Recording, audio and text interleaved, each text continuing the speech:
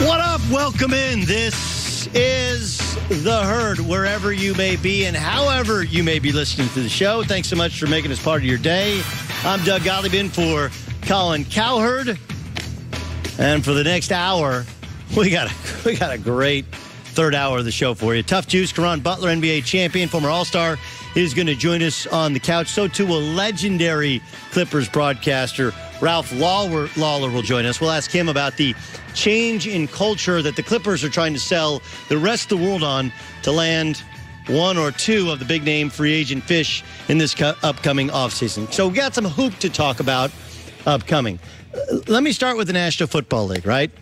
The Packers did this thing, which I actually think is smart. Everyone knew Mike McCarthy was getting fired.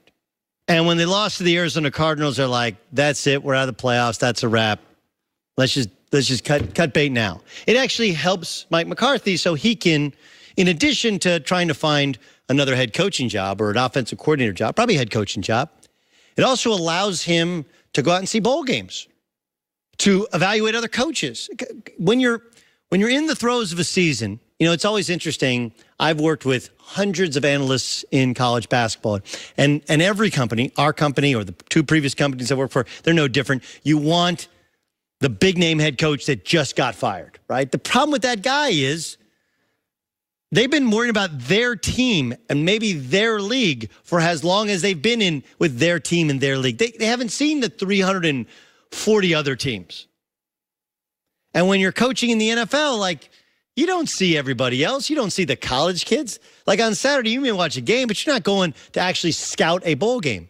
They did a solid by McCarthy. It felt bad at the end, but everyone knew what was going to happen. They're like, we're not waiting until Christmas. Let's just cut the cord now. And it also allowed the Green Bay Packers to go do their due diligence. Let's interview as many people as possible. Let's evaluate people in person. Let's go and watch them coach on a Sunday in person. Let's spy on their play calling, their level of preparation. Let's talk to everybody. Otherwise, you make these really quick hires. Boom, boom, boom, boom, boom. And sometimes when you make a quick call, you don't always make the right call. But then the Green Bay Packers did something which only strikes me as odd, which is yesterday they apparently talked with Jim Caldwell. All right, been coach of the Colts. Pretty well-respected guy, did a decent enough job with the Lions. Like, does he evoke passion? Are you like, yes, all our problems are solved with Jim Caldwell? No, but you could do a lot worse, right? You could do a lot worse.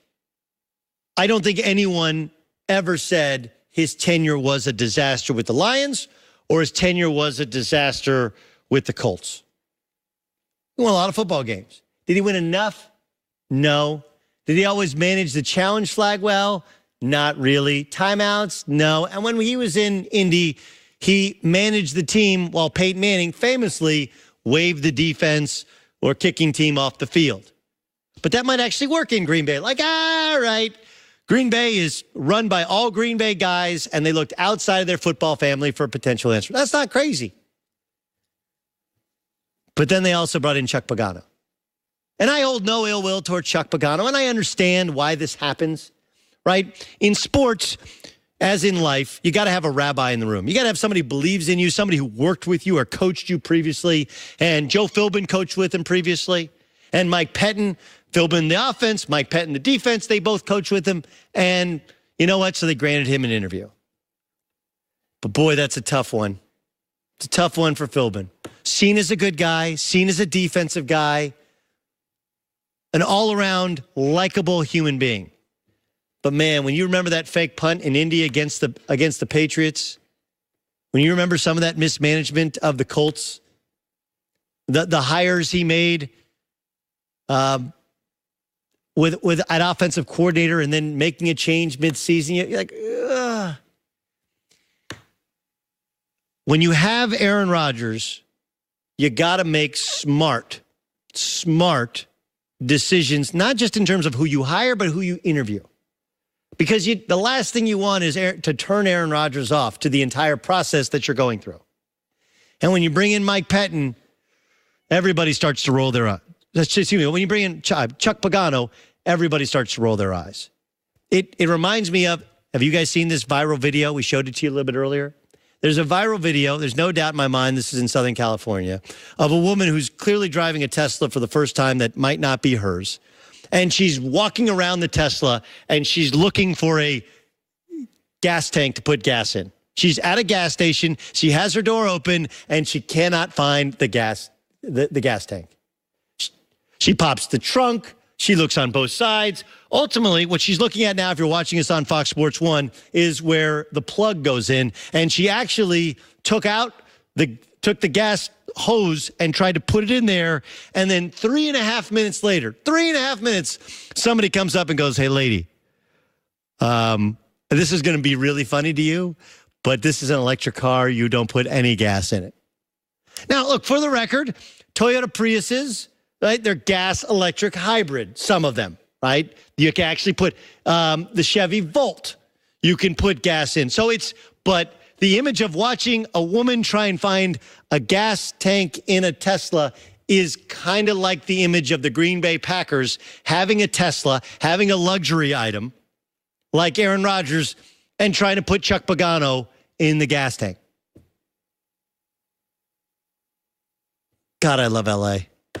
I love it. Between the car chases and videos like this, I can't get enough. I don't think that either get the job, but I do think that when you start bringing out names like Chuck Pagano, you're like, really? Is that what we're doing now? I don't know. Hugh Jackson going to get a call next? Is that what we're doing next? We'll do Hugh Jackson next. Was Jeff Fisher not available? Could we bring in Jeff Fisher? We were looking for 8 and 8. We wanted Jeff Fisher. All right, let's turn to the NBA. I mentioned that I thought the Christmas Day game, the 127-101 win by the LA Lakers against the Golden State Warriors, was as much about the Warriors as it is about the Lakers. I feel like we may be missing, because we're also dismissive of bad Christmas Day games by Steph Curry.